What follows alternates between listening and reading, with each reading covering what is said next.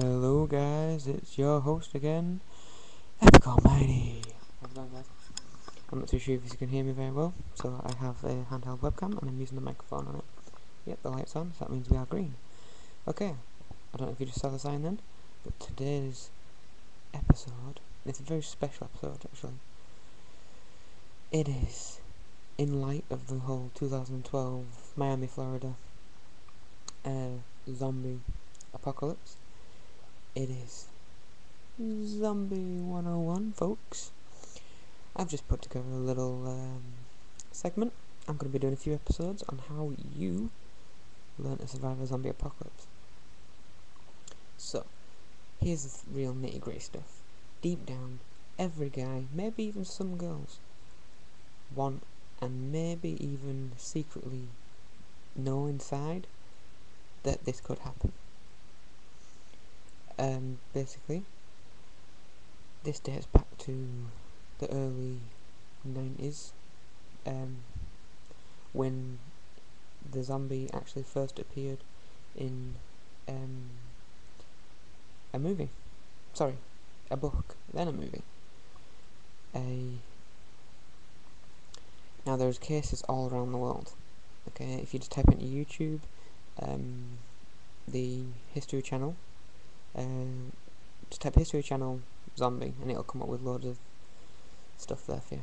There was an hour and a half documentary on zombies, and I know some of you might think, oh, sad, it's boring, why would you watch that? But believe it or not, it's actually very, very useful, because it just shows you where these things first originated from and why we are also determined that it could happen. For instance, there was a part in it, if someone dies and they're buried in a casket, a coffin, and this casket is obviously nailed shut, why do we still bury them 6 feet under whilst it's nailed? Exactly. So that's a little question you've got to ask yourself. So yeah, let's crack on. We are 2 minutes and 28 seconds into the video, might be a bit more. Zombie 101. Okay, first of all, when this beep goes down, you need to keep a clear head. Okay, the last thing you need is to be running out into the streets, grabbing your best friend, shaking him, telling him to come back to life and please help, whatever, because that ain't going to happen. He's just going to turn around and bite your face off, and before you know it, you'll be a human Happy Meal, quote from Zombieland. So what you need to do is keep calm, understand that this is happening, and there's nothing you can do about it apart from survive. That is your only mission now. Just survive until CDC or whatever, whoever your control disease, whatever it is, make a plan. No doubt, their plan usually is to bomb. I know it's horrible to say, but it is. Their plan is usually to bomb the infected area of white. And another thing, news flashes, bulletins. When they tell you on a news bulletin not to panic, that's when you know to panic.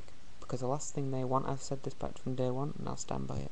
The last thing any government wants is wide spread panic. So when they're telling you to be calm, that's their secret way of saying something's up, but we can't have you panicking. So anyway, back to it. You need to keep calm, collect your thoughts, understand that this is happening, and lay yourself up. Now, when I say lay yourself up, I don't mean sweat, okay? I don't mean scarves, hats, gloves, whatever. It could be in the middle of the summer, it could be 28 degrees out there, you're going to go out and die of heat stroke. What I mean is open flesh areas. Neck, okay? Wear a polo neck, wear a jumper, wear a jacket, a coat, whatever. Open wounds, keep them out of sight. If you have an open cut, that's an easily spreadable diseased area, wear gloves, wrap it up in cloth, anything like that can keep you safe. Next step, once you've got calm and dressed yourself up, weaponry. You can't go out there and beat them to death with your fists.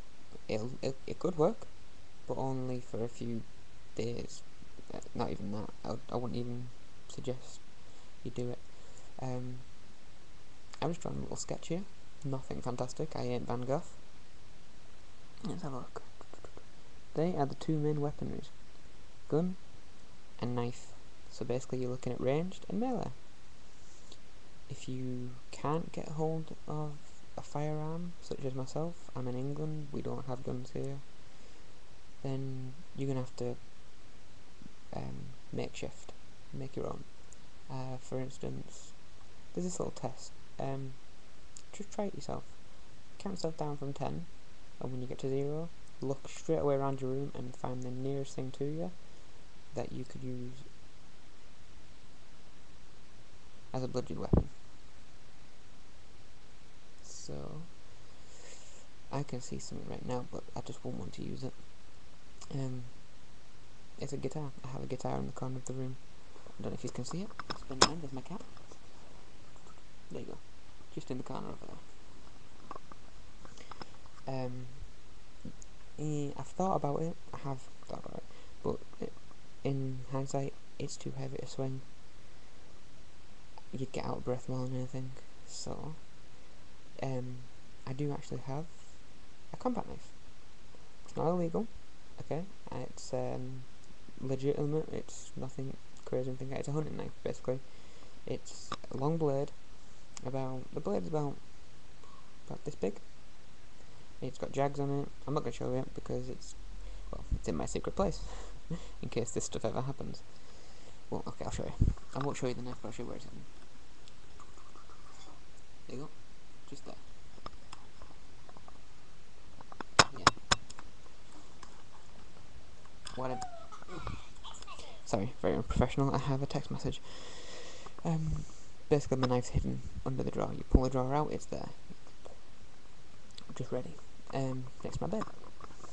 So yeah, if you have no melee, a bludgeoning weapon, something that you can squash the brain with or sever the head with or whatever. I wouldn't advise anything too short, because the shorter the weapon, the closer you have to get, which puts you in danger. But however, if you do have access to ranged weapons, I know that some places in England do have them illegally. Assault rifles, highly recommended by everyone. Assault rifles and then shotguns. I don't know. To be honest, I wouldn't choose an assault rifle if it was me. This is my personal opinion, because they cause too much noise. I mean, this is just an example. AK-47. Have you heard how loud those things are? You know, they're freakish. They go off and too fast, too loud. You want something that can be controlled, and it's not going to attract an entire city. So personally, if I was choosing something, I'd choose a pistol. You need to have controlled shots. You do need to get the head, the brain does need to be destroyed. Everyone knows this. This is Zombie 101. Shooting in the legs will just keep them down and it won't kill them. So either destroy the head or the brain. So now we've got that out of the way, weaponry. Next one is safe house. Let's give a little sketch for that. It's nothing much. Where are we? There's weaponry. And there's safe house. Little zombie. Yeah, okay, so safe. We all know this. Zombies cannot climb unless there's a new breed. Well, to be honest, this is a thought of mine. If it's going to be the end of the world with an apocalypse, it's going to be something we've never seen, something we can't anticipate. So if you look at all George A. Romero's films, his zombies run and walk. So I've spoke to my friend about this, and I think that if there's going to be an apocalypse, these zombies could even fly, something that we won't expect. Or maybe the zombies will be smart and they can climb. But until then, if it ever happens, zombies aren't smart, they can't climb. So an ideal safe house is somewhere that you can access but they can't. Many people have already had the idea of taking up their own stairs. Get to the top bedroom with all their supplies they need, weaponry, comforts, supplies, and then just get a hammer or an axe and pull up the stairs so then nothing can climb them. And the only way you'd be able to leave is out your window. So, wait, supplies, yeah. No, it's supplies. Safe house. Sorry. So yeah, somewhere that's above ground, obviously. There's quite a few places in my town that I could think of just off the top of my head, but they'd need a bit more thought. I'm